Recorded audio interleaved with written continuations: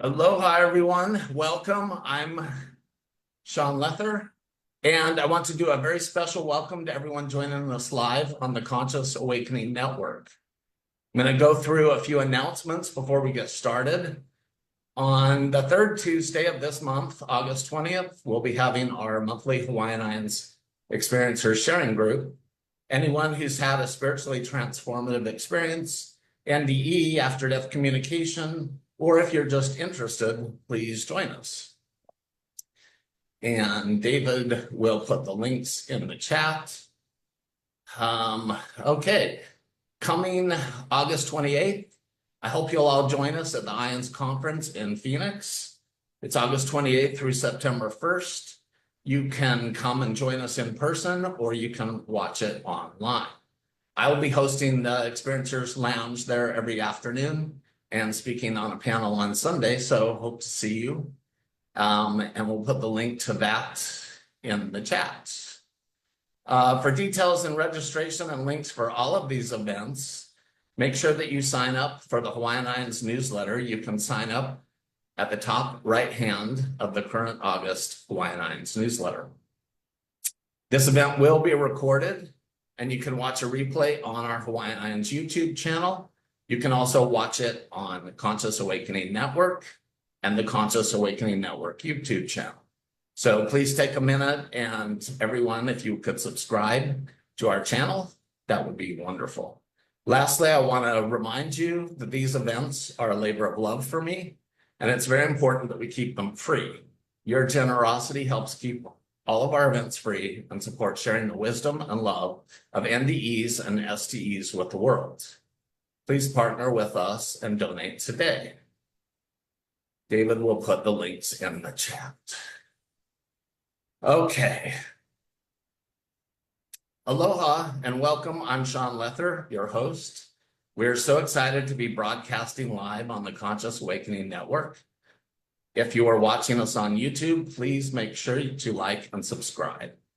Tonight's guest, Sheila Seppi, is an author, speaker, healer, teacher, life coach, regression therapist, and shamanic practitioner who blends various special modalities to help people explore the realms of self-discovery and transformation.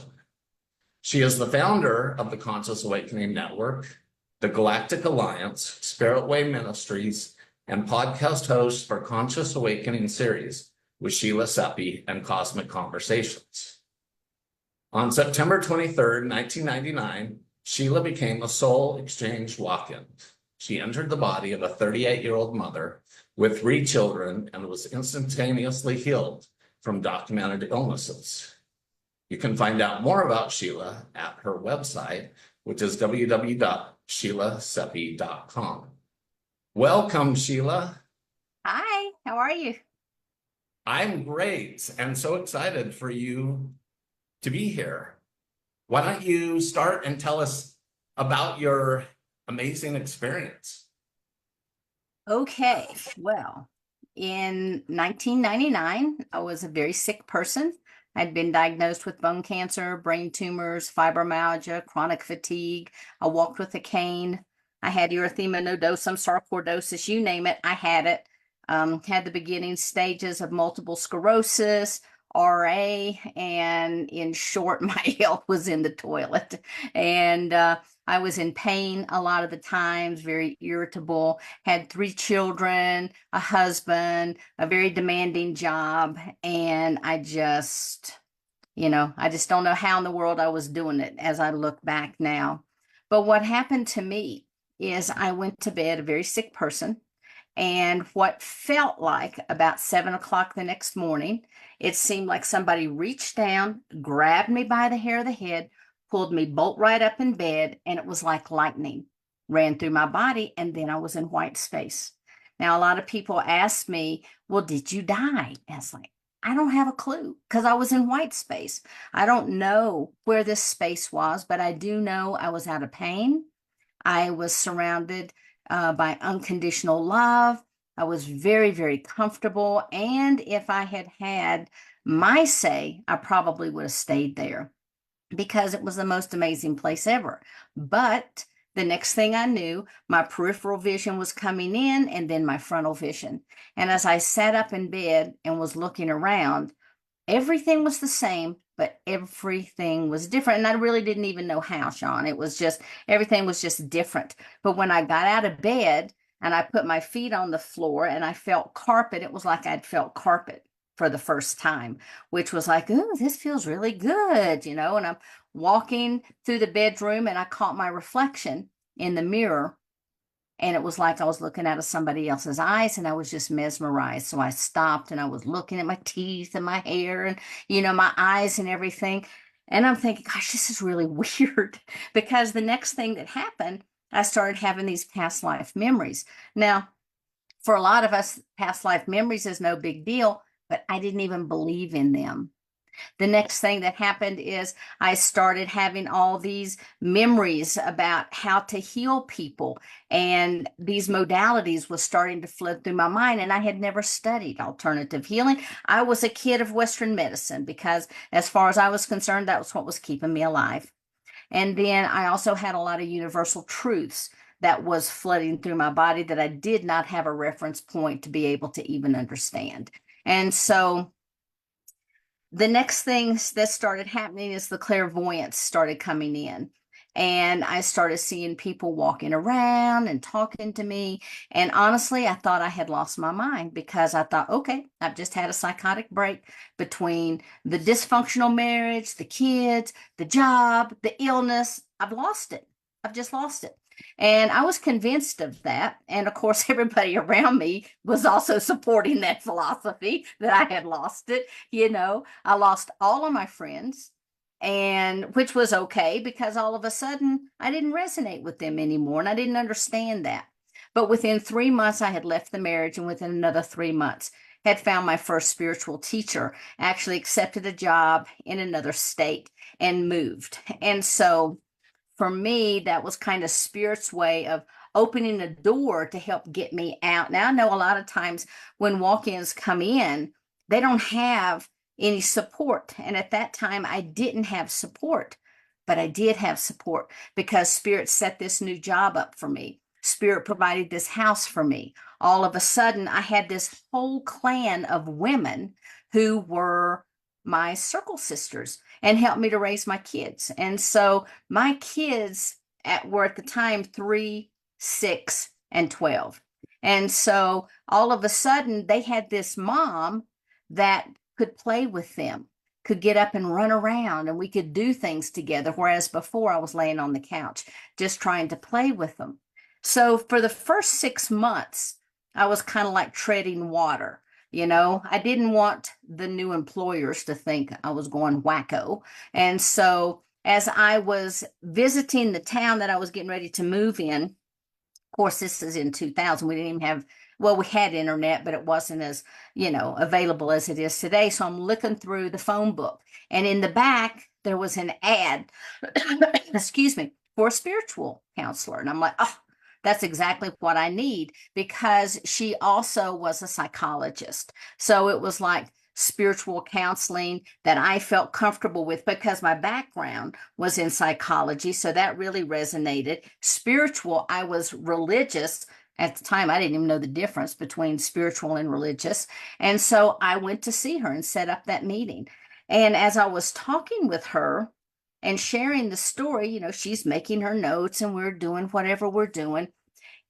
By the second meeting, well, even I think in that first meeting, she brought up and she goes, you know, she goes, we can have more meetings, but she said, I can honestly tell you, I don't think you're having a psychotic break. And I really don't think that there's anything mentally wrong with you. The people that you're seeing, have you ever heard of spirit guides? They could be spirit guides. Well, that started my blood boiling just a little bit. And then I'm like, she's just discounting me. I thought she was, you know, patting me on the head and sending me out the door. I went for drugs. That's what I wanted. I wanted to take my little blue pill, pop it, and my life would go back to normal. But no, she's talking to me about spirit guides and, you know, angels and all this kind of stuff. And she had talked about walk-ins. And she gave me a book. And I'll be honest with you, when I left, I was literally furious It's like, this lady's crazy. I just paid all this money. You know, I get down to the car and it's like, but I think she's telling me the truth. So I called back and I'm like, "So sorry for my behavior. I would love to see you again." So I actually started seeing her twice a week for a long time. And she ended up becoming my first spiritual teacher because she also was of Hopi lineage. And it was there that I learned that, yes, indeed, those individuals walking around and talking to me were my spirit guides, and that I was clairvoyant and I was claircognizant. I had all the clairs, but when they come online so quickly, it's just too much for the senses. Now it's just, it's commonplace. It's not that big a deal. But when you have that light switch turned on, so through working with her and other people too, figuring out that I was a walk-in was one thing. And then I was told I was a soul exchange walk-in, that my soul literally had left the body and a new soul came in, kind of like reincarnation. And I'm like, first off, it's hard enough for me to believe in walk-ins, and then to tell me my soul left and a new soul came in. But that really started making sense to me, because one of the things when I came in, my personality totally changed. I didn't eat the same. I didn't dress the same. I didn't listen to the same music. I articulated my sentences much better and about subjects that I really didn't have any knowledge of, but all of a sudden I knew what I was talking about. And that's where everybody started going, okay, here we go. You are no longer our friend. But I stopped being invited. People stopped calling me, the whole 9 yards. And so I began to learn from my spirit guides, though, that yes, indeed, I was a walk in. And I began to develop a relationship with them because I was also learning about shamanism. And truly, it was shamanism that helped to anchor me. And I feel really, guided, guarded, and blessed this whole time. Now, the other thing that I discovered is that I am part of a collective. And so what that means is there was not just a single soul that came in, but a soul that's connected to many, many pieces. Yes, it's all in here, but yes, it's all out here too. And so it's a very succinct type of experience. I mean, I can't tell the difference when one person's coming in or another person's leaving, because I just have access to different information. So I'm constantly connected to them. One of the newest members, well, first I have several members that help me, assist me with healing. And then I have a new one that has come in, and her whole main function is all about working with the DNA. And so she speaks light language and uses different frequencies, etc., as we're working, but they provide tons of knowledge. Now, when I'm writing or I am working on something, believe me, they're the ones that's doing the work. Let's look at the Conscious Awakening Network as an example. They just told me that I was going to do it. And I have learned the hard way that when they say you're going to do something, you're going to do it the easy way or the hard way, but you're definitely going to do it. And so I'm like, well, great, I'm happy to do this, but you're going to have to open the doors and show me how. And everything has just been bam, bam, bam, bam, bam. Within 2 days of saying that, I had the right people show up in my life. And then when I discovered that, this is a little bit more than I thought, it's a lot more involved than I thought it was going to be, then they put the technical team right in my lap. And my tech guy actually came to me because he had written the letter to the wrong person and accidentally sent it to me. It was supposed to go to another Sheila. And so I got a hold of him. I'm like, well, this is not the Sheila that you think it is. However, and then we started this conversation, and he's still with me today. And so for me, being a walk-in has been truly a blessing in my life, because all of a sudden I had my health back. And I've never really been sick again. I've had some really weird, funky things to happen. But as far as any of those illnesses, they have never, ever come back. And so I also think that working, with my team, because they're very high level, has helped me too, because when they're coming in, they're always infusing the holographic grid of the body with their energy. And so if there's any lower vibrational frequencies, viruses, colds, that kind of thing, it gets knocked out pretty quick. So that's my story. So I have so many questions. And by the way, everybody who has questions, put your questions in the chat and we'll ask them as we go on. But how was your family? Like, what did they think when you didn't have these memories anymore? Did you know who they were? Well, I knew my mom, my dad, and my kids, thank goodness. And I knew who the husband was. And I got rid of him. I divorced him in about 3 months. I was like, so it's like, who is this person? But my mom probably, I guess 6 months, 8 months in, sat me down on the couch and she goes, I need to have a serious conversation with you. And I thought, oh my God, she's going to tell me she's got a disease.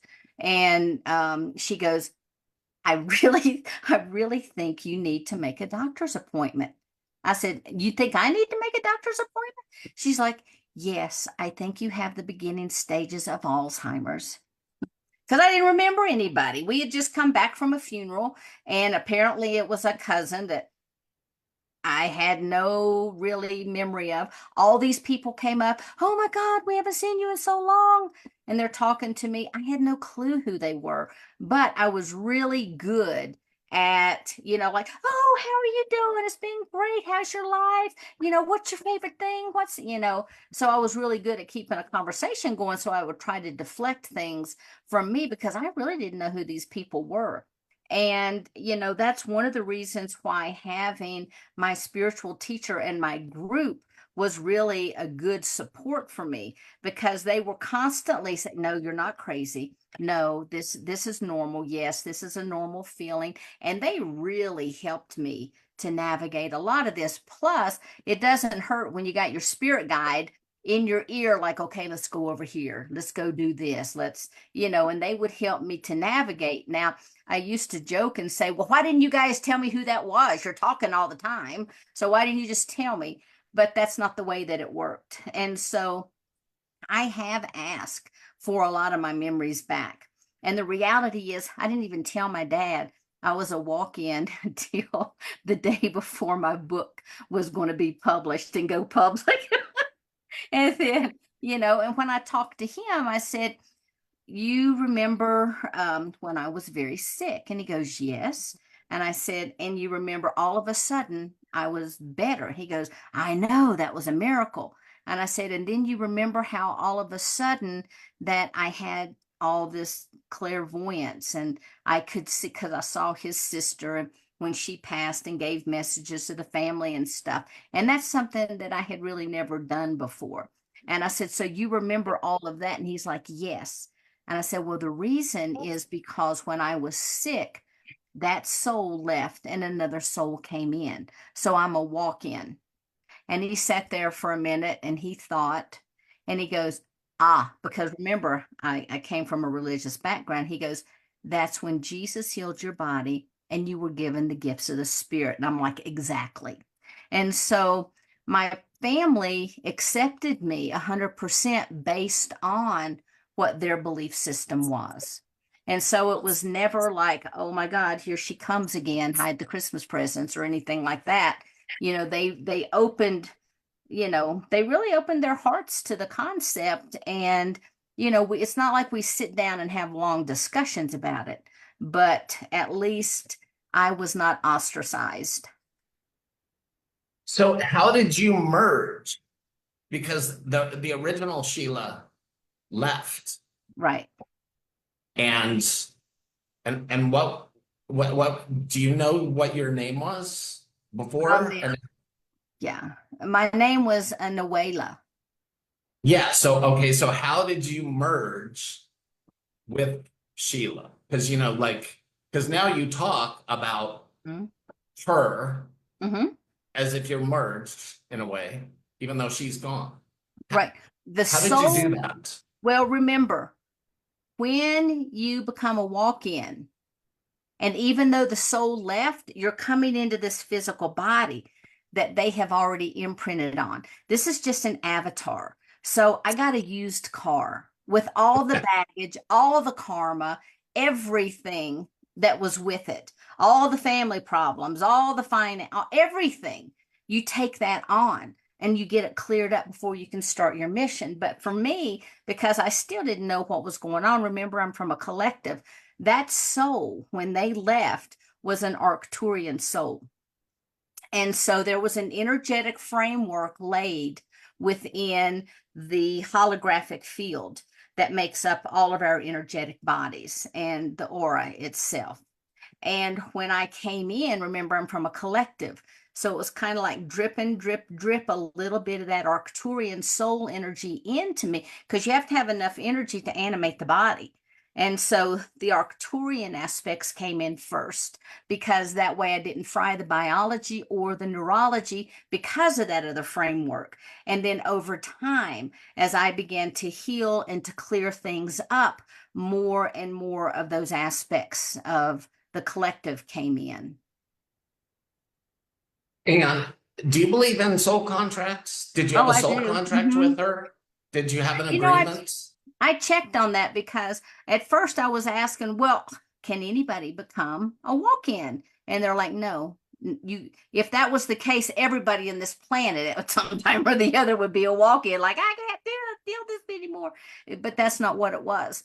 You know, for me, I came in. I have a very specific mission, which is what I'm on track doing my mission work every single day. But when this soul, particular soul, cried out to be released, there was not really like the soul contracts, when they typically are forged, they're forged thousands of years before, well, what we would consider thousands of years, because all the players have to be in place. Everybody has to be born. Everybody has to get to a certain age for a particular walk-in to come in when you have a soul contract. But this one did not have a soul contract.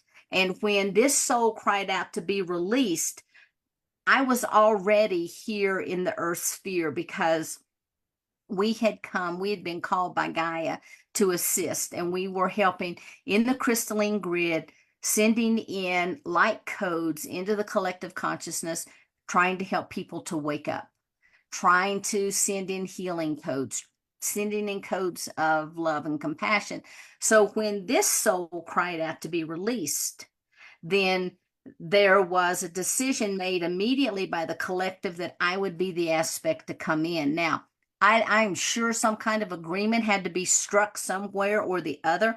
I have no knowledge of that. But when I asked them, was this a pre-birth plan? Was this a pre-agreement? They said no. And then I started really freaking out. And I'm like, oh God, am I a body snatcher? Did I take advantage of a weak body? And they're like, no, she was ready to go. That was it. Her time was up. But had I not come in and the soul expired, or the body expired, the father would have raised these children. And I can tell you that would have been devastating for all three of them. So where did she go? And have you communicated with her? Have you heard from her You ever know, again? I am not, no, you know, some people say their soul hangs around and all this stuff. She was gone. I have never once had contact with her ever, ever. You know, I think that at one point I felt like a lot of sadness and regret. And I think that maybe some of that was hers, you know, when I was experiencing a lot of her emotions. But you know, and I talk with my collective all the time. I talk with other spirits and guides, you know, all the time, but she has never once shown up. So as far as I know, she was on to her next mission, doing her job. So how did your kids take this? What did They they think loved of it. first? Oh, they loved it, Did they? because this other mother, she's, you know, always tired, always sick. I don't have time. Go away. Leave me alone. I'm going to bed.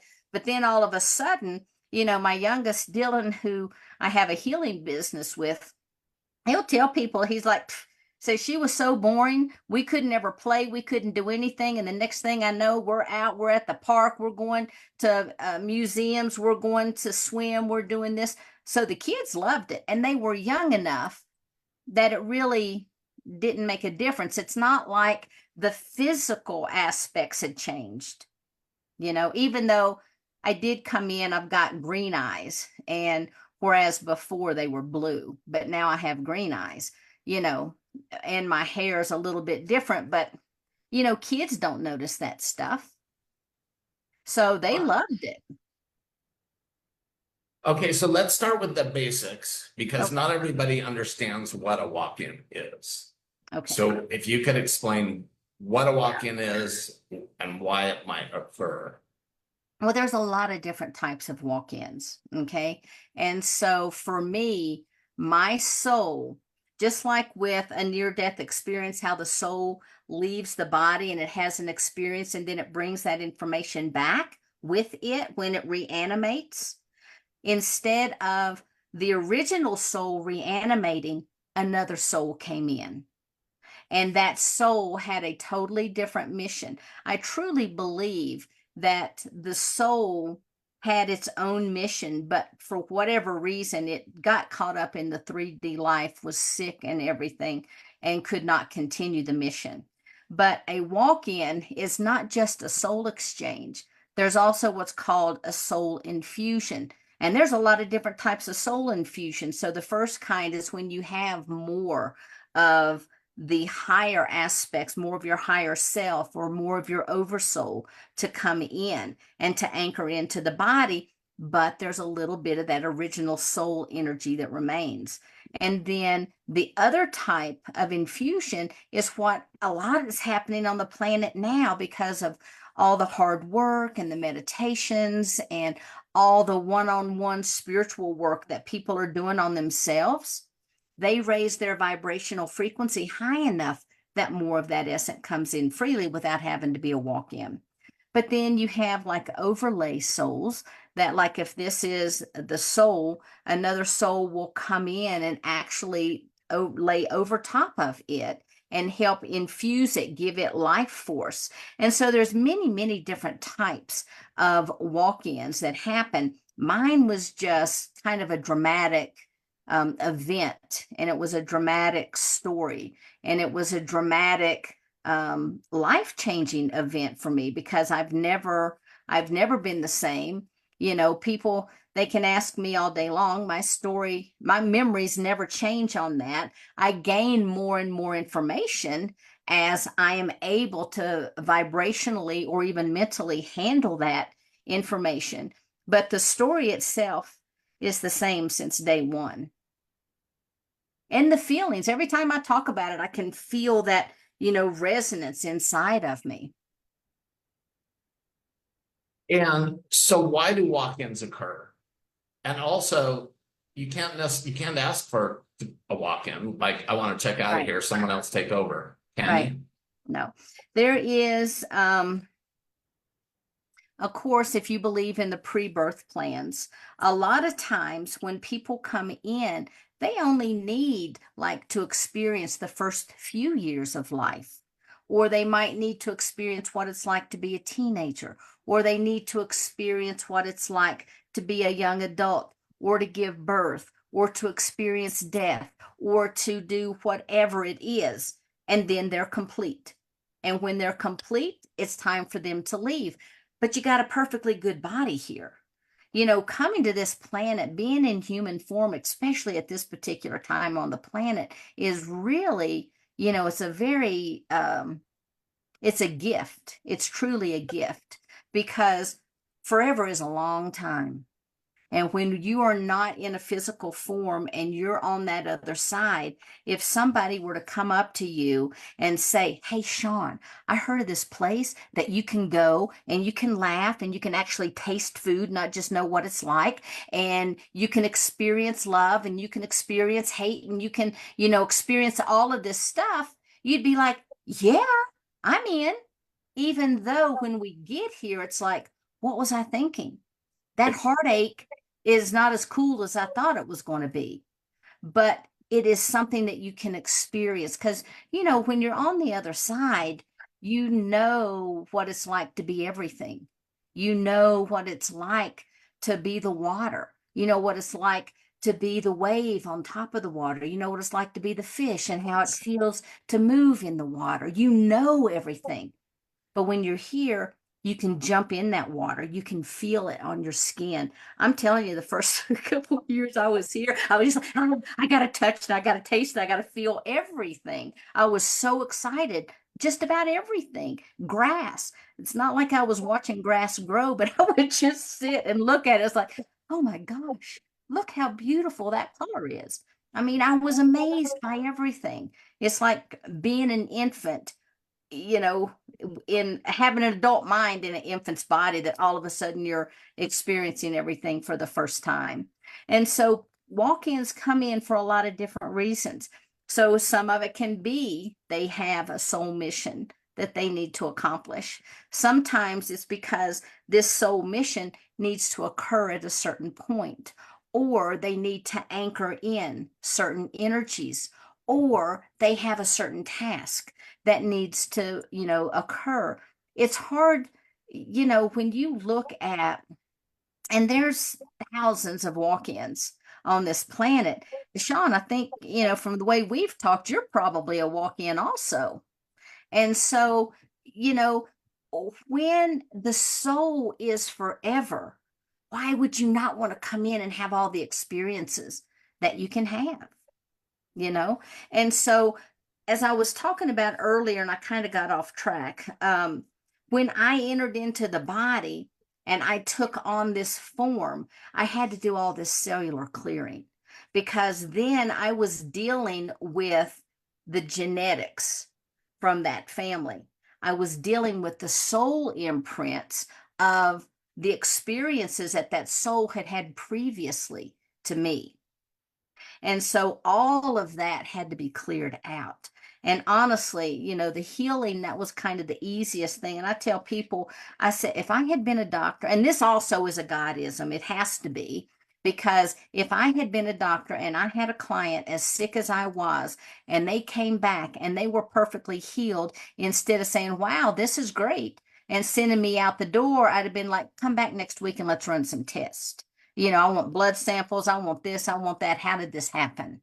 You know, and all of a sudden, why are your eyes a different color? And what's up with your hair? You know, of course, everybody changes their hair, so nobody thinks about that kind of stuff. But the reality of it is, you know, when you start this cellular clearing, if you are sick, then in my case, I became healthy. Now, a lot of times, let's use the example of maybe star seeds when they wake up, not necessarily a walk in, but let's say a star seed wakes up. That's an instant vibrational shift in the body. And I hate to tell it to people, but you know, probably very few people are from Earth.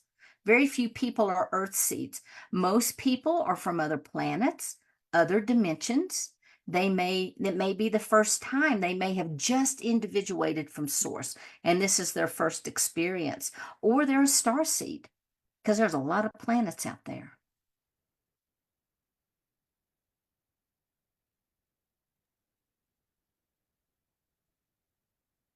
So what did the doctor say when you killed yourself?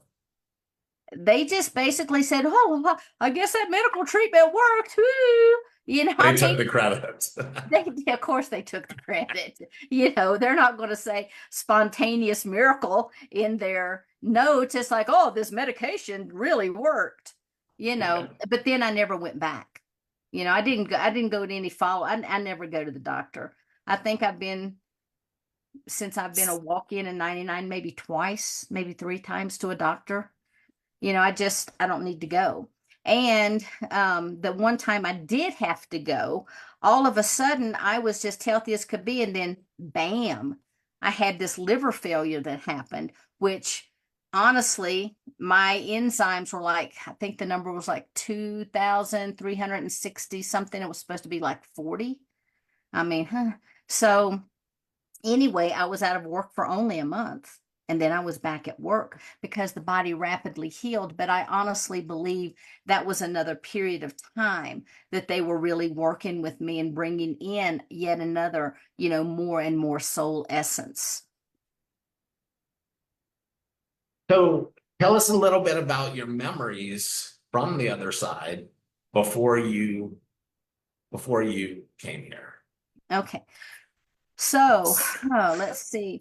The most immediate memories were, like I said, I was part of a collective, and being part of a collective, it's pure consciousness. Okay.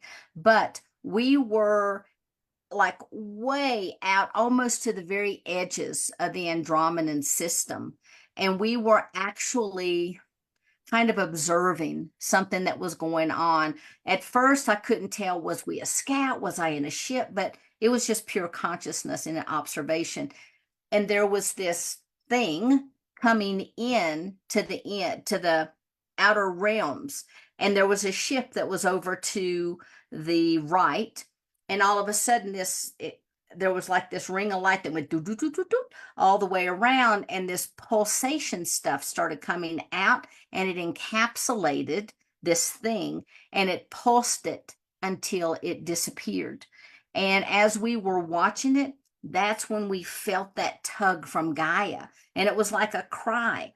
And she was wanting people to come to assist. And I say people, so whether you're in a spirit form or a consciousness form or whatever it is, I just refer to it as people, even galactics are people. And so we were called to come to Earth. And when we came, we, I guess you would say, we entered into the field of the crystalline grid that surrounds the earth. But it wasn't just us, there were like thousands, but we all merged our consciousness. And by raising that vibratory frequency, that's how we were pulsing and sending those light codes in.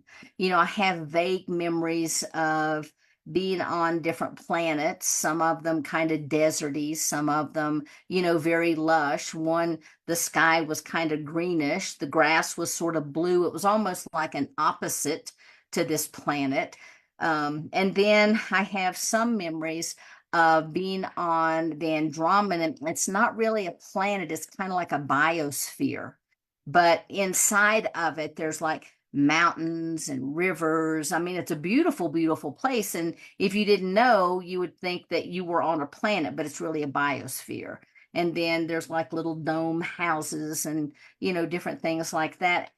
But the memories mostly that I have are like those, it's like, when you've got something on the tip of your tongue, it's like, I just can't bring that forward when I'm really, really thinking. It's like, okay, I really want to know about. And then a lot of times my collective's like, you don't need to know about that. You're here. You got a job. Focus on the task at hand. I'm like, oh man.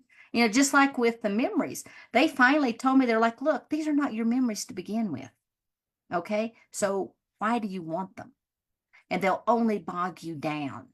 And then they were right, later in life, as, I progressed and I was more anchored into my body, they gave me a few more memories that I was like, okay, yeah, we got to clear that from the cells.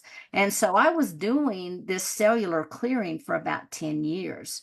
But now the information that they give to me is just more, I just call it like, universal basic stuff, which isn't really universal basic stuff to a lot of people. And to a lot of people it is. But to most people, like the dimensions and the densities and the, holographic universes and all these types of things. That's the kind of information that they're giving me and working with me.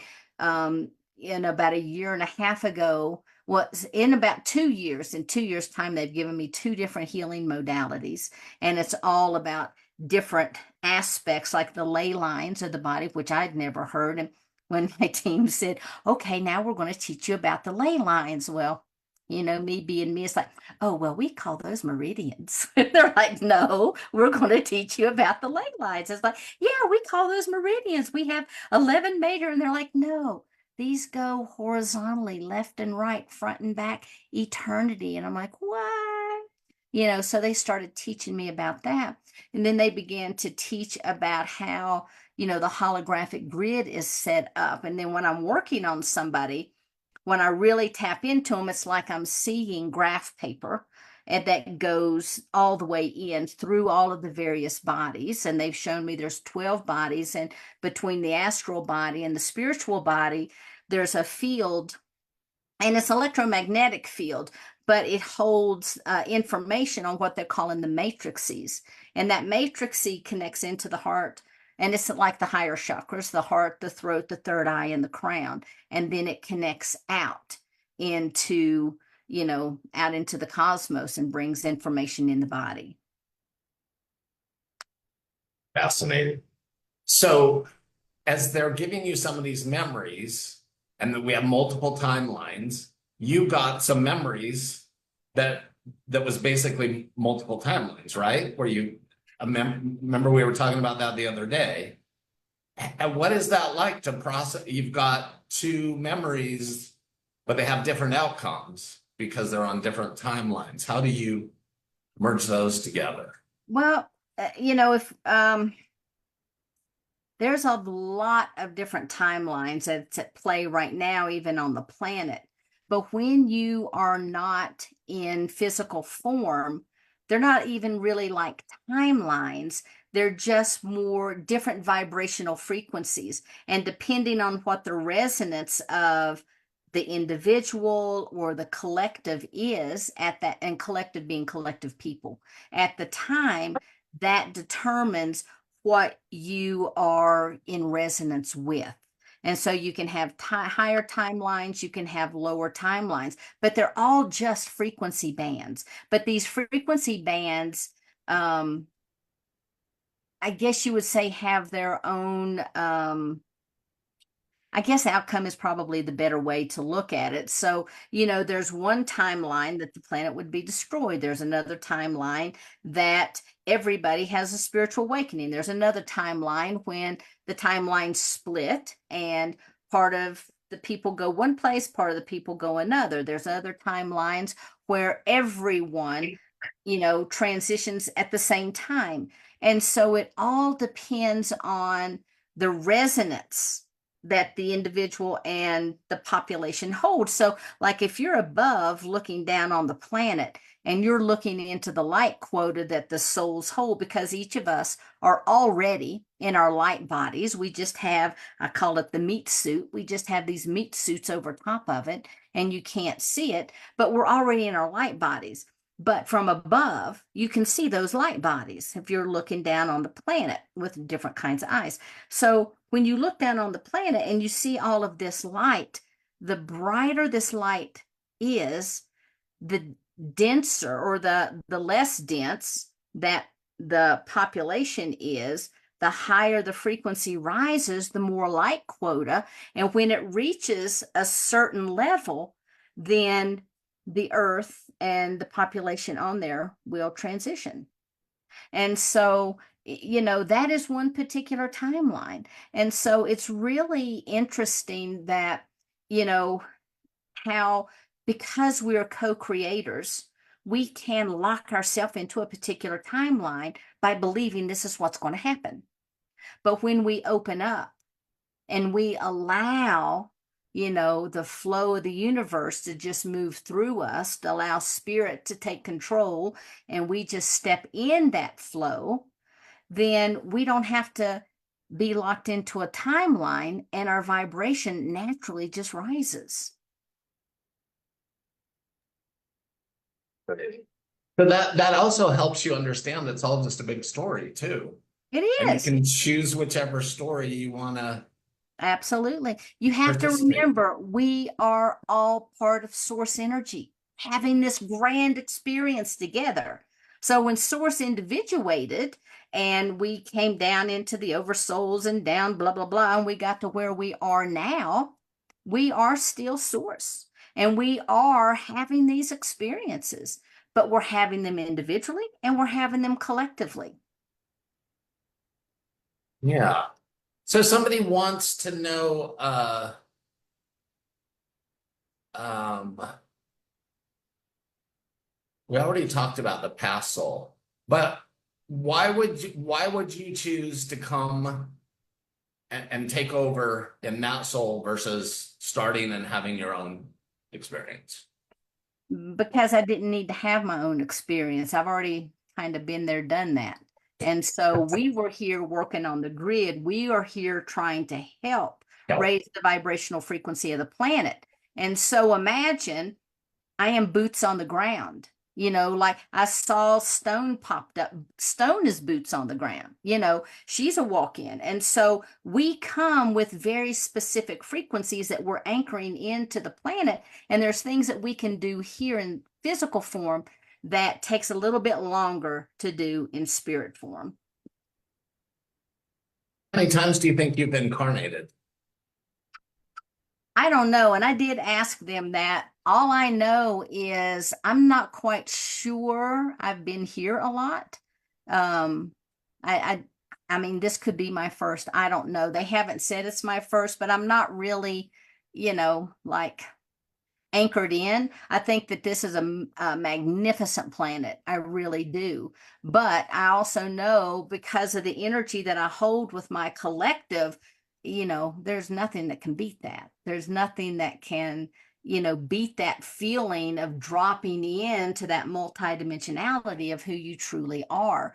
And so all of this is just a game of experience. And when I have clients that come in and they're like, oh my God, this is happening and that is happening and this is so bad and I can't sleep. And it's like, well, rise above it, let it go. Well, that's so easy for you to say. It's like, no, just do it because guess what? Does it really matter? Think about this. In 100 years, is this going to matter to you? Well, what do you mean in 100 years? Somebody might come in thinking they're getting their hip worked on.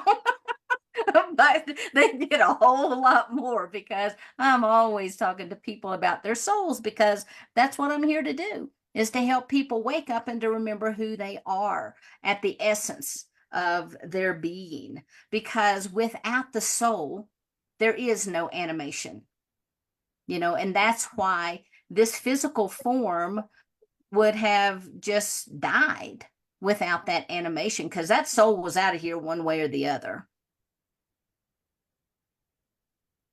Um, what do you have any idea of what percentage of the people on Earth are walk-ins? I've never really asked about a percentage or anything. I do know that at one time, one year, they said there was going to be like 166,000 new walk-ins to come in that year alone.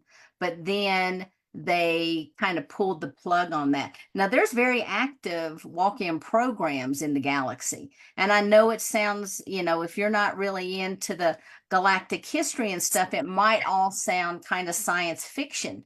But the reality is, we're just one little speck in the universe. We're one little speck here in our solar system. There's life everywhere. I mean, this whole solar system is teeming with life, and a lot of people are just dying to get in here. There's a line of souls that's ready to just walk in at any time. But throughout history, there have been walk-ins. And when I was writing my first book, they said, I met this guy who actually was Abraham Lincoln. He had walked into Abraham Lincoln's body and, he was talking about conversations that Abraham Lincoln had had and that he had gotten calls and he couldn't talk about certain things. And, so a lot of people believe that possibly Jesus was a walk-in when during that baptism, that when he rose back up. A lot of people, I had one guest on Cosmic Conversations, and they said there were actually 3 different Jesuses on the planet, only one of them being, Sananda coming in. But there's a lot of different philosophies about walk-ins, but I really, and I know, I know it's, I'm really trying to normalize these conversations because it's so normal to me. It just makes perfect sense. Why would you give up a perfectly good form, or something that you could, recondition? You know, we buy used cars all the time. Why not get a used body, you know?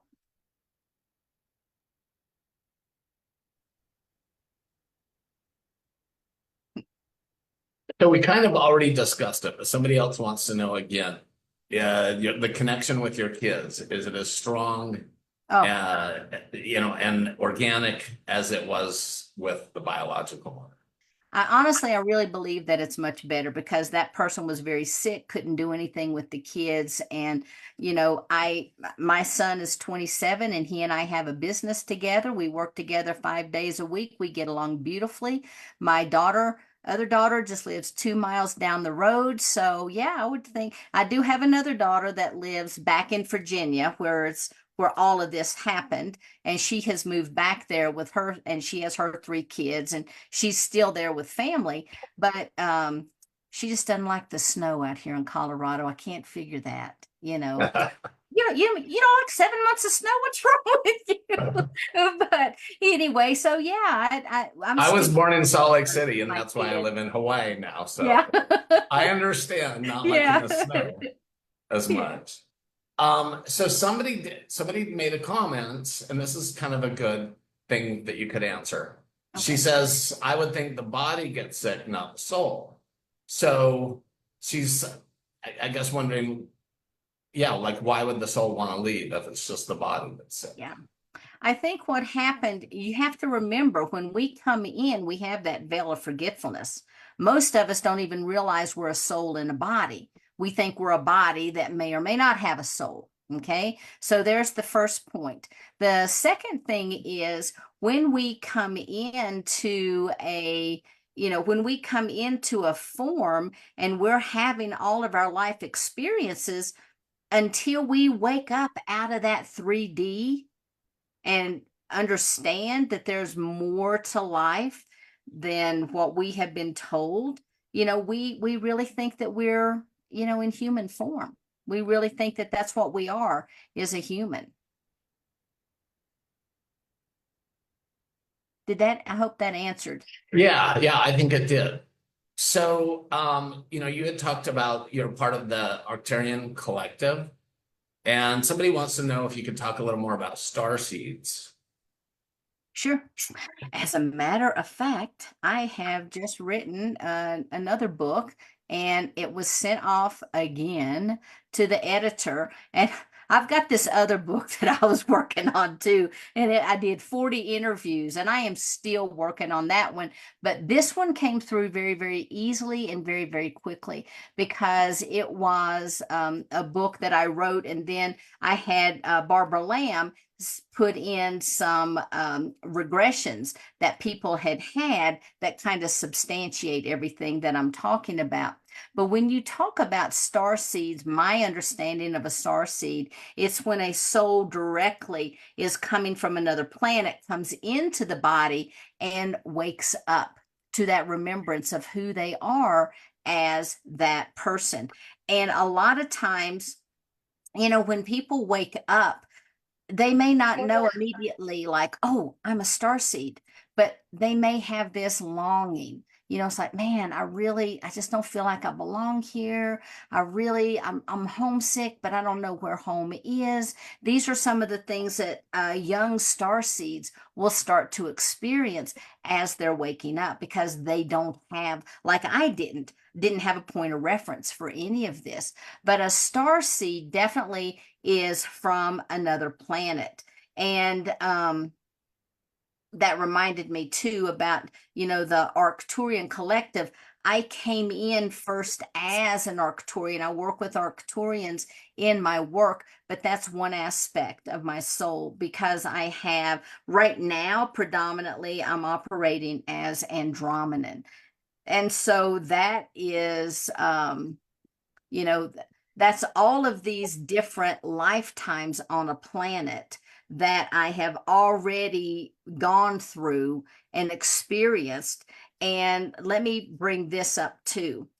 When I'm talking about I've gone through this, I've experienced everything. If you think of this fist as being, your oversoul, these are all your multidimensional lifetimes, okay? This little thing right here would be called the Shantias Khan because it contains everything you need for this life. It houses all the spiritual essence, it houses all the soul essence, houses the higher self aspect that you're going to need for this lifetime. And you always remain connected to it so you can download and upload. And so this would be like an Arcturian. This could be an Earthling. This could be, you know, whatever other kind of star system is out there. But like when I came from the collective, I was already back in this.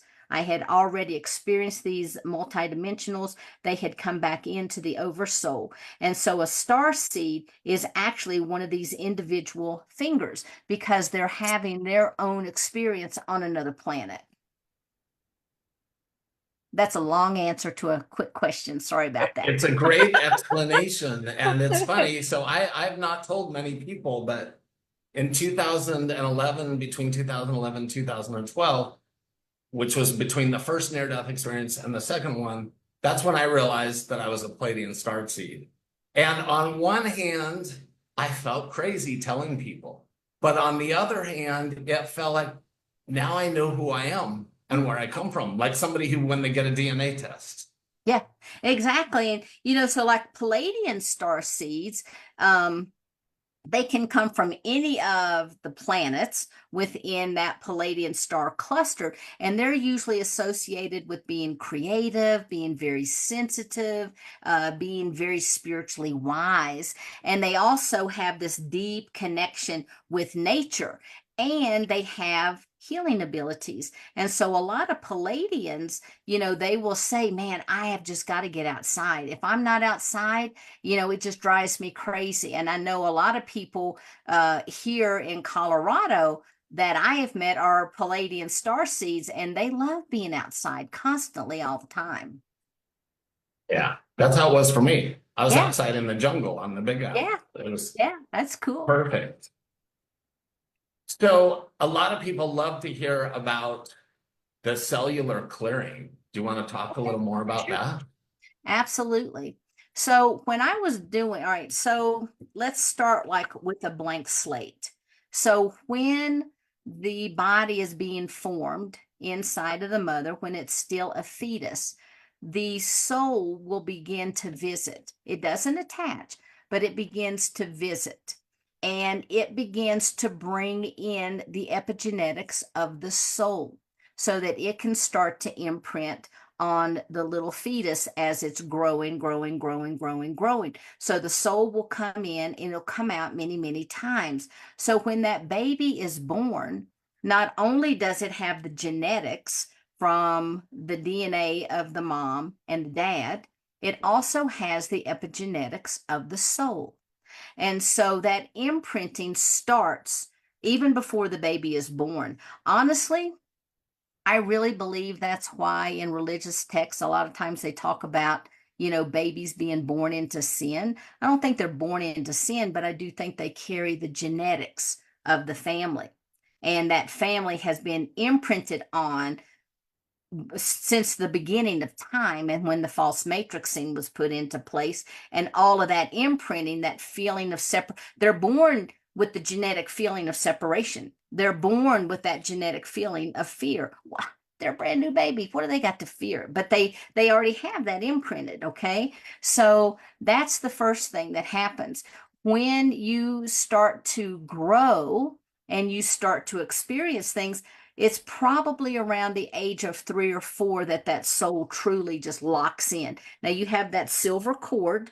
When that baby is born, it already has a single soul that's, you know, attached with it, but that soul still is out doing its job. It's out working. It's doing this. It's doing that. It comes back in. As the soul, as the child grows, it finally locks into place. And that's when a lot of children around the age of, you know, 2, 3, 4, 5, all of a sudden they start talking about their past lives. Why? Because the epigenetics of the soul have imprinted on the cellular structure of the body. Okay, that was already in there. But when that soul anchors into that body, just like when the soul anchored into this body. All of a sudden, I remembered, like those past lives that I remembered, those were not my past lives. Those were the past lives that were in the cellular structure. And so, as a child grows, more and more of those memories can come forward because that soul just sent this huge volt of electricity throughout that body, and it can activate all of these memories. But then you continue to grow. Every experience that happens to you is imprinted. Your health is imprinted in the cellular structure. And for me, when I was doing all the basic cellular clearing, I kept saying, my gosh, how much, memory can a single cell hold? This is ridiculous. I thought I'd gotten rid of this. My collective said, you cannot think of a cell as being this little bitty individual that has a mitochondria and the DNA. You have to think of it as a computer chip. And how many cells do you have in the body? How many computer chips do you have? Now, not that we really have computer chips, but that's the analogy that they were given. I mean, maybe we do, that we just can't see them, but that was the analogy that they gave me to show we hold tons of information. And we also hold that in our DNA. Those codexes that are not lit up, in scientists say, oh, yeah, that's just junk DNA. No, it's not. It's your ancestry. It's your past lives. It's your galactic lives. It's your spiritual talents. They don't have a way yet to measure how a spiritual talent can reside within the DNA that's, just a tiny little speck. And so that, as far as the cellular clearing goes, when you're working with cellular clearing, you're releasing. You release the past life's traumas. You release all the soul wounding. You release the physical miasms. You release all the trauma that you have experienced in this life or any other life. You release all the ancestry history. And a lot of people honestly have come in to do ancestral healing because the ancestors before them did not have the skill set, or the energetics were not in place so that that stuff could be released. And I know a lot of times people, they come in like, oh my God, I know I'm doing ancestral healing. I don't know what I signed up for, but it's, it's like, this is not my stuff. I know it's not my stuff. And when you have things going on and you respond in a certain way and you're like, why did I do that? I don't even feel that way. Why did I say that? Understand that that's something that's already a genetic predisposition that you're working to clear. And when people trigger you, understand it has nothing to do with the other person. You might say, oh my God, that person drives me crazy. And I can't believe they did that or they said that. Well, guess what? They're serving as an opportunity for healing because they've triggered you and they're bringing something up in you that needs to be healed. Otherwise, it wouldn't have bothered you. You would have just said, huh, well, that's interesting, and been done with it. It wouldn't have evoked such a strong reaction. So that is something that's located inside the cells also that need to be healed. So some of the past lives that you were remembering were not yours. They were the original Sheila's. Yes. So then you did healing for her Yes. and her ancestral line as well. Yes. Right? Yes. And there are on occasions that they'll give me new memories that I can walk differently than my ancestors before me, and I can clear that. I don't respond the same way that they did.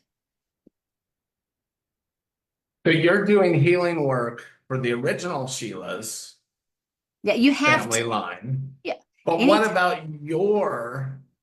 and what's your original name again? I forgot. It starts with an A. Noela. Noela. Okay. So what about that family line? Do you do healing for that as well? Right now, that family line is only here to bring in new light codes, to bring in healing to the planet, and to continue the work that is going on. Now, I'm not saying that I, Sheila Seppi, don't have anything that needs to be worked on because I'm in human form and I've already been here for like 23 years. So obviously there's stuff that can be worked on, but I work on it through the ancestral lineage of the body that I was given. A lot of sense. Yeah. Um,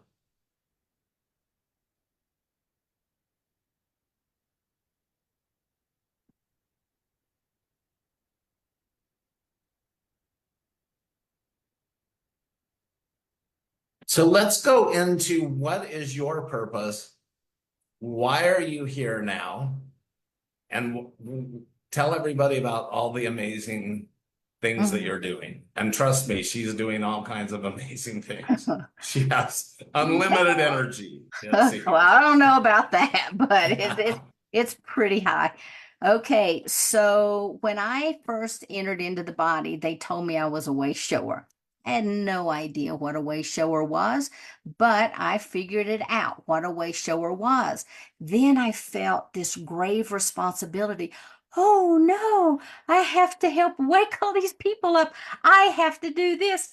I have to do that. Oh my God. And I studied every healing modality that I could study and offered it. I was working 7 days a week. I expanded my office. I brought other healers in because then it's like, well, maybe if I had more people, we could get more work done and da da da.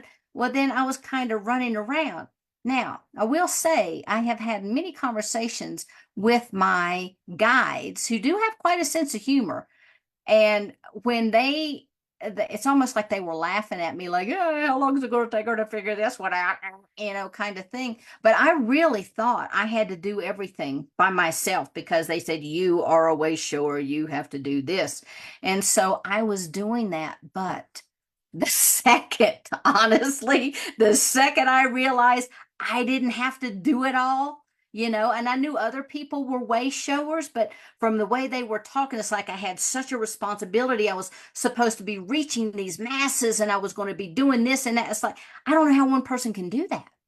And then when I realized, oh, I don't have to do it, I just have to gather other people together. And together we do that.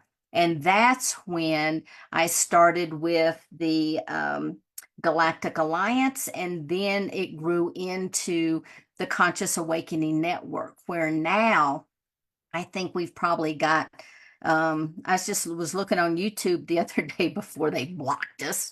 I was looking on YouTube and I think we've got like 1,200 videos up. And then, of course, we've got videos on our website and we're continuing to expand, which I'll tell you about in a minute.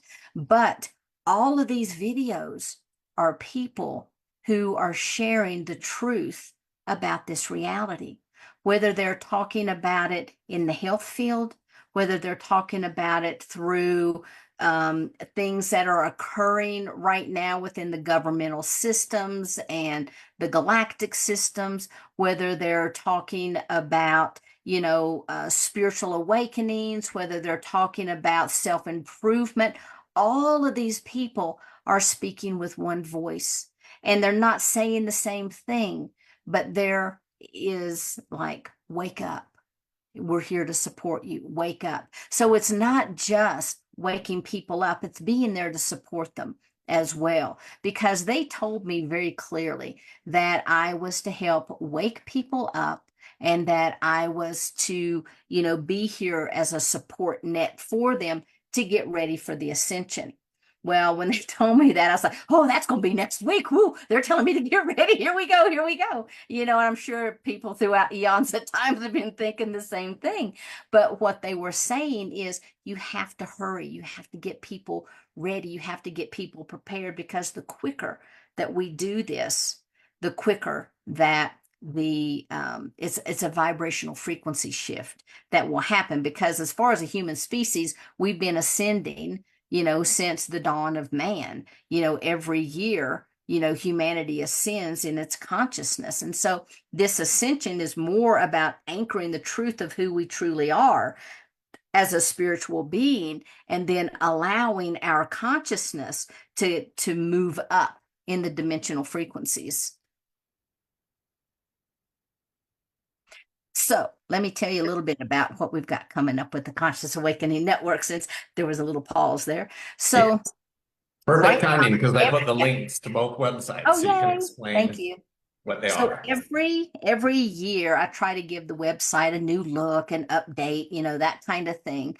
But this year, and not just are we going to have a new look and a new feel, we're also going to have exclusive content that's membership based for the exact reason of what just happened to us. We got our hands slapped again and we're put in YouTube jail because somebody on our network said something. The first time it was, Reverend Michael Carter said something in relation to Jesus that they didn't like, which I'm not going to say because I don't want to get another slap on the hand.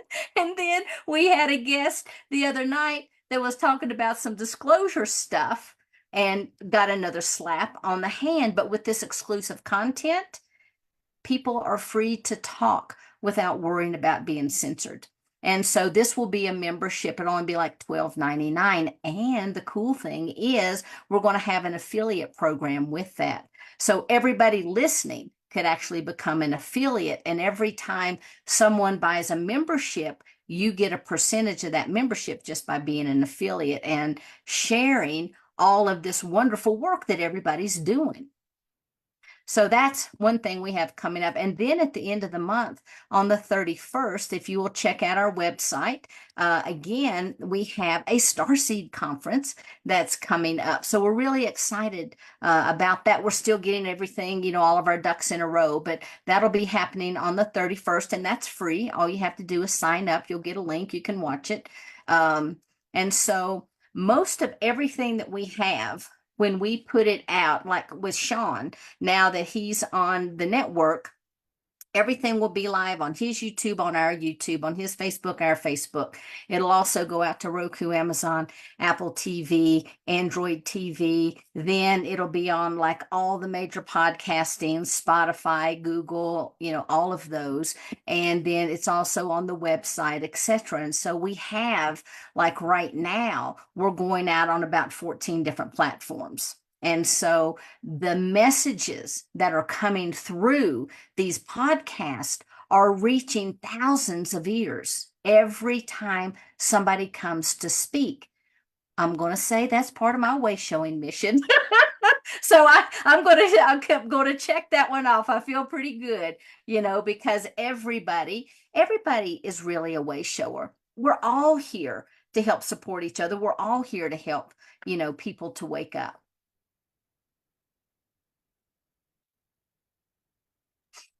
Yeah. And so, yes, we're going to be broadcasting our events every month on there, but also we do a lot of special events only on Conscious Awakening Network. Mm-hmm. So you can go there now and you can see, if you go to Near-Death Experiences and Spiritual Awakening with Sean Lether, you can go and you can see some special events that we did just on Conscious Awakening Network. So Yeah. it's very exciting. Yes, it is. And so, I'm just so thrilled that there's so many people that have a similar vision because, when this first came to me and they're like, "Oh yeah, you're going to do this network and you're going to do this." And it's kind of like, I want to play with other people. Even when I started meeting with the first I guess you would say app developing people that were talking to me about this. They're like, okay, so we can get Conscious Awakening Network here, here, here, and here. And I'm like, well, okay, but I said, what if we have other people that come on too? Well, you can interview anybody you want. And I'm like, no, but what if I said, like, how about if 5 of my friends or 12 of my friends put their shows on? And they're like, oh no, lady, you're crazy, and finally I wore them down. So we had to start out. But literally within, let's say October, November, December, January, within 4 months, we already blew up the system because we had so much content on there. And that's when I started really. I know there's a lot of wonderful AI out there. And don't get me wrong, I like AI. Some of it is fantastic. Some of it, not so much. But I still believe in the coding. I like to give people jobs. And so everything that we do, we build our own apps. And so I'm really excited about that because when we get this membership up and going, then I know that membership program is going to work the way I want it to work. I know these platforms are going to work, and that's why they're very, very stable. And so you don't ever have to worry about it going down unless electricity turns off, because we also have, we're on some of the largest, server capacities that are out there. Yeah, and a lot of it's free. In fact, everything's free Right right now, now. everything is Yeah, free, the majority of everything's going to continue to be free. But there's right. some content Some like special. that we've gotten slapped our hands with that is not going to be free, that people can purchase. And we have some phenomenal stuff coming up. That's wonderful. Okay, so also, you're an amazing healer. I haven't experienced your services, but I know lots of people that have. Mm. Do you want to share a little bit about what you do to help other people in that? Yeah, well, I do several different things. Because we're located in the Vail Valley, I don't always advertise what people would call the woo-woo stuff right up front, but I guarantee once I got them on the table, it's all over but the crying, but seriously, my son and I have a business where we do a particular modality where we move muscle, bone, tissue, fiber, put all of that back into original location, break compensation patterns. I work with energetics to, kind of realign the body. I do a lot of frequency work. I have a lot of, play toys, a lot of equipment where we can run scans on the body and tell you what the vitals are, what your emotional states are, that kind of thing, the live and dried blood cell analysis. But then on my website, I do more of all the energetic healing. And so I really do, really what I call holographic alchemy, because that holographic field that we were talking about, I'll go in and I will make little tweaks to that, because a lot of times these conduits of energy are stagnant, or they're not existent, or they have rips and tears and holes. And so what I do with my team is we will repair these. We release the past life traumas. We release the soul wounds, the ancestral issues, things. And I always tell people, don't tell me too much, because when I tell you something, I don't want you to say, oh, yeah, yeah, I already told her that. So I just have people to just give me the bare necessities. And so sometimes they go in and we'll work on somebody's knees. Well, then we find out that in the knees, that crystalline structures that really are, family miasms that have been passed down generational, or hips, those kinds of things. A lot of times that can be released in a session. A lot of times it'll take a couple sessions, because it's not sometimes instantaneously. Sometimes it is. But in working with this holographic field, then I can go in and I can really start to repair what's happening real time right now. And then the other thing, like I'll do galactic readings for people. I do, just all kinds of different healing modalities. And you can Wonderful. read all about that at SheilaSeppi.com. Yeah. And then I put a link into the list of the current series that everyone can see on Conscious Awakening Network. Somebody would like to know, what are the techniques that you use for cellular clearing? Energy. I just, like but if you're wanting to do that for yourself, it's a lot of really deep work. And so you have to begin to unravel everything, because you have to go back to the point of origin.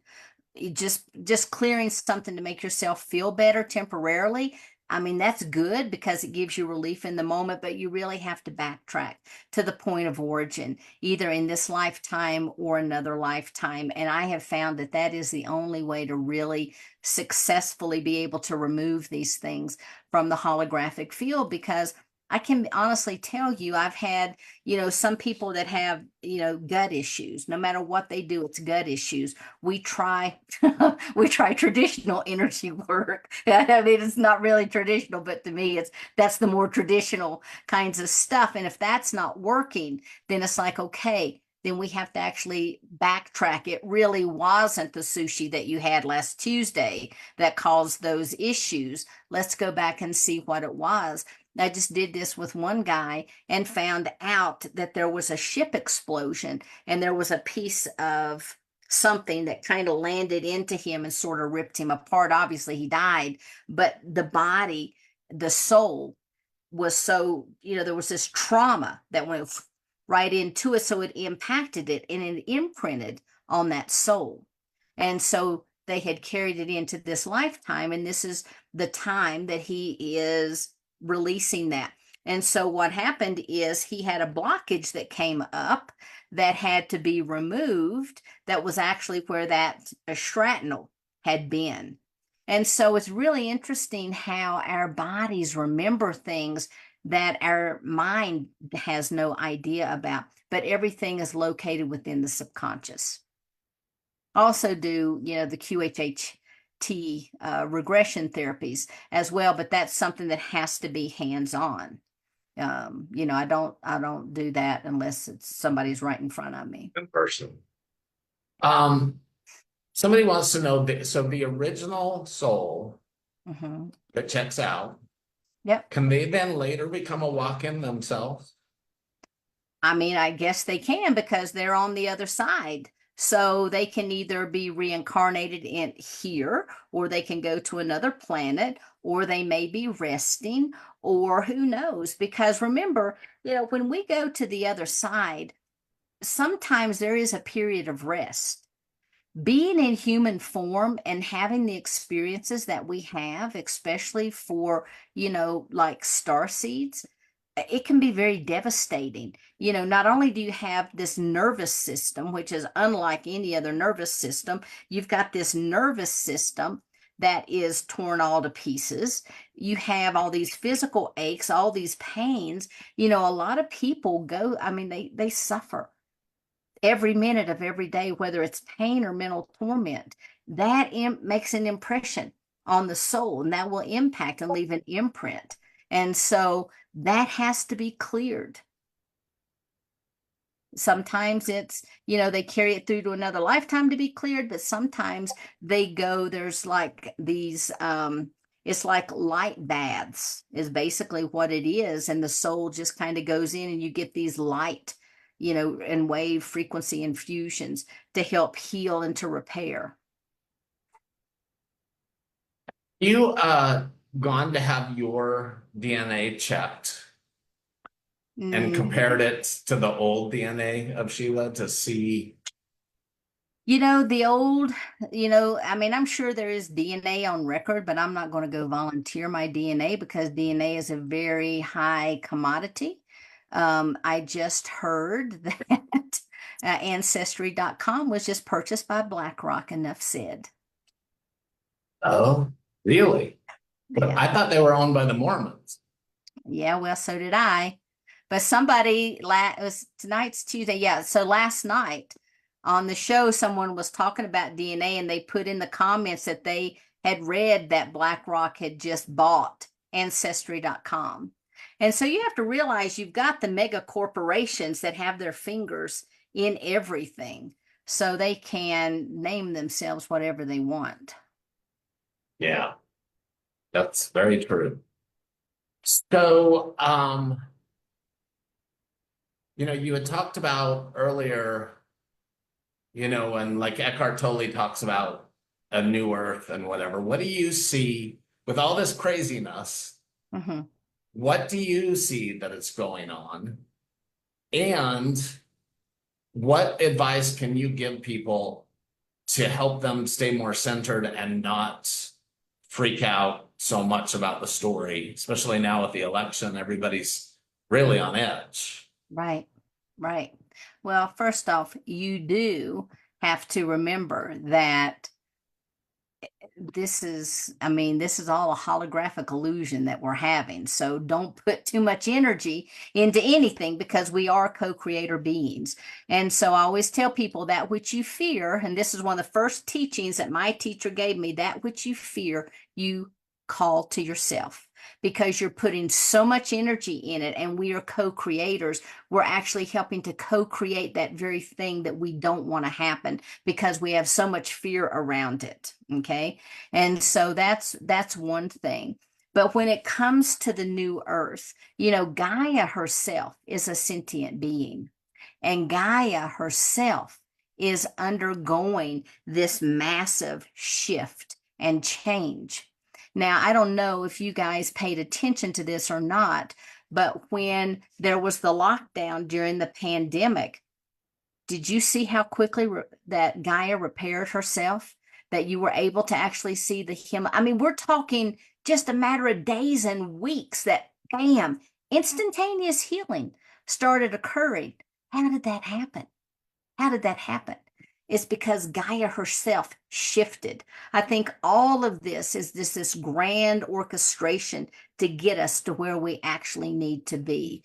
And pandemic is like, yeah, okay, whatever. That's just a step. That's one of the stepping stones. Okay, the next thing is this. The next thing is this.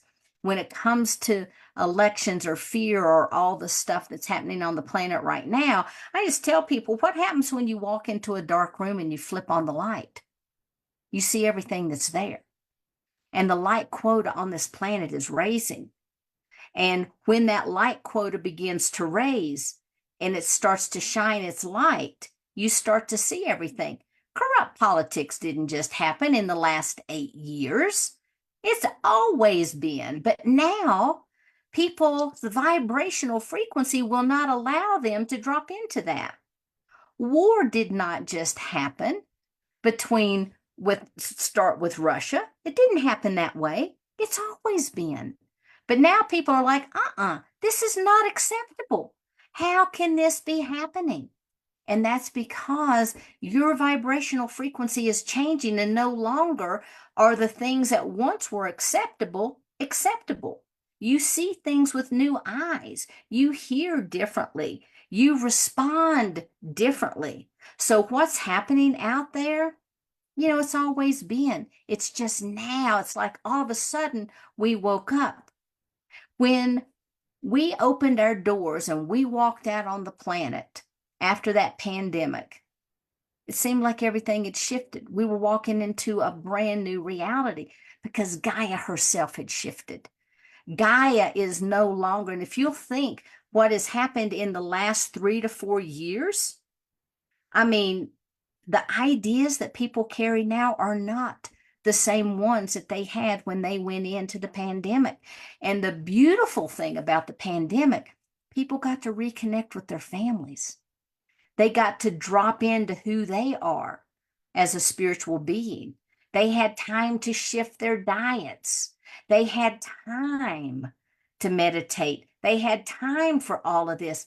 And unlike what I think people thought was going to happen, the vibrational frequency of the planet raised, Gaia shifted, and we have already started moving into that new earth, because we live in a third density. We live on a third density planet, okay, that contains dimensions 1, 2, and 3. So we're in a third density planet. But guess what?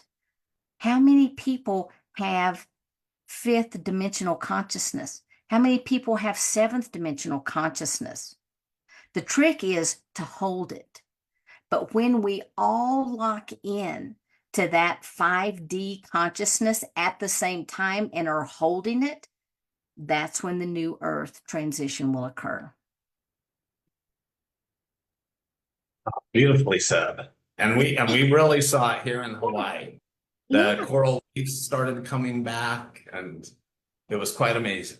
Yeah. And they said that would take how many years? And Right. it like happened overnight. It's like, what's going on? Yeah, Gaia's changed. She shifted. Yeah. Well, I just want to thank you so much, Sheila. This has been a huge blessing to have you here to share all that you're doing with the world. And I'm so excited, honored to know you. And everybody here has just been touched. All kinds of really beautiful messages for you. Do you have any final message that you would like to give before we close? Yeah, I do. I always want people to remember that you are so much more than you have been taught. You are more powerful than you know. You are a soul having a human experience. You're not a human having a human experience. You're a soul in this avatar form. You are part of that source energy. And as such, you are more powerful than you could ever begin to imagine. So really step into that. I always tell people drop back into that person that you already are, but you've told that you're not, that you're told you have to strive to be. Okay? Because you're already there. Just embrace that. Beautiful. Thank you so much. Oh, thank you. This is just, this has been a great honor. And I hope you'll come back and share more of your wisdom with us. And you guys can, when you go to the Conscious Awakening Network, you can go to the events page and you can see Sheila has 2 shows that you do every week on Monday Mondays and and Thursday. Thursdays. Mm-hmm.